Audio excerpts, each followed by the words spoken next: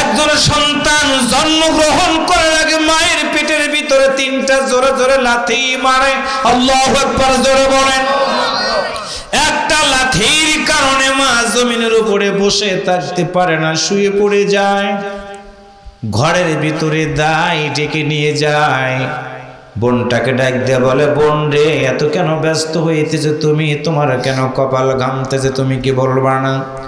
বোন সেদিন বলেছিল, তোমরা জানো না, সন্তান পেটের ভিতরে থাকার কারণে এত কষ্ট, যদি আগে জানতাম, আল্লাহর কসম করে বলি আমি সন্তান নিতাম না। সন্তান পেটের ভিতরে নেওয়ার কি যে ব্যথা আমি তোমাদেরকে বলতে পারবো না। আমার মনে হয় আমি আর এই দুনিয়াতে বাঁচব না, আমার মনে হয় আমি আর এই দুনিয়াতে বাঁচব না। এইরকম করে মা বিনয় করে করে কাঁদে। সন্তান পেটের ভিতরে লাথি মারার কারণে মায়ের কষ্ট হয়ে যায়।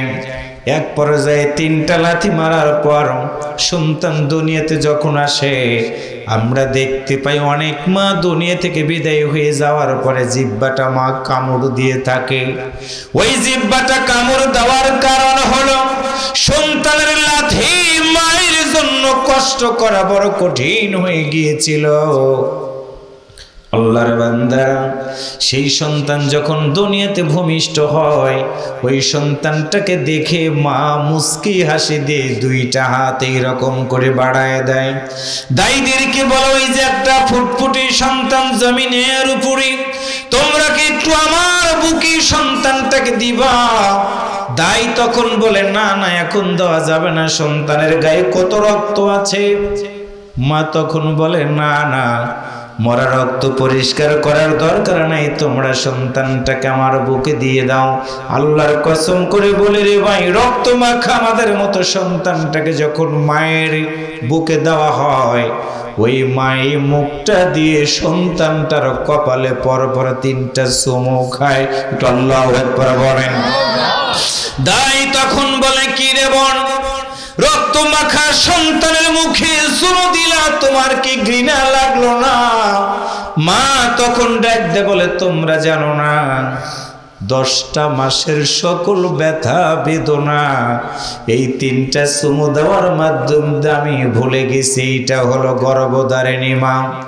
উল্লাপাড়ার যুবকেরা, তোমাদের পায়ে ধরে বললাম, ওই মা তিল তিল করে আমাদের মতো সন্তানদেরকে বড় বানাইলো, হাত ধরে হাঁটা শিখাইলো, স্কুলে নিয়ে গেল, মা না খেয়ে আমাদের মতো সন্তানদেরকে খাওয়াইলো।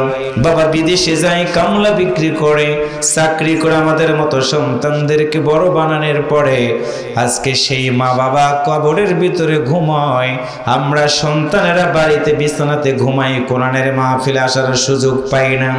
বাবা কবরের ভিতরে ঘুমায়, আমরা মসজিদের ভিতরে যেতে পারি না। বাবা কবরস্থানের ভিতরে একা একা ঘুমায়, বাবার জন্য দোয়া করতে পারি না। এই জন্য আল্লাহ তাআলা বলেছেন, বান্দারে, ইয়া আইয়ুহাল্লাযিনা আমানু, হে ঈমানদারগণ, লা তুলহিকুম, তোমাদেরকে যেন দূরে না রাখে, গাফেল না করে দেয়, আমওয়ালুকুম, তোমাদের মাল, ওয়ালা আওলাদুকুম, তোমাদের সন্তান সন্ততি।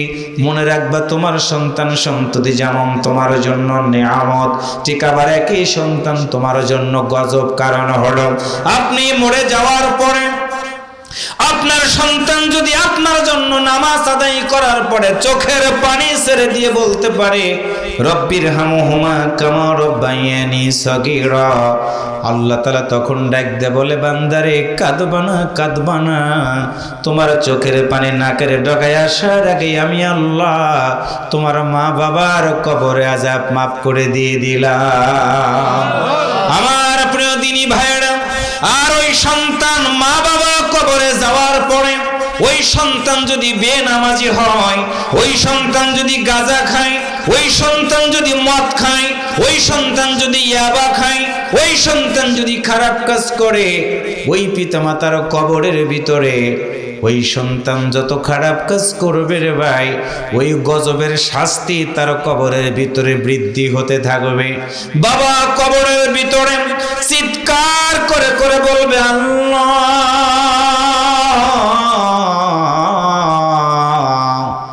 আমার আজ কবরের ভিতরে এত শাস্তি হয় কেন?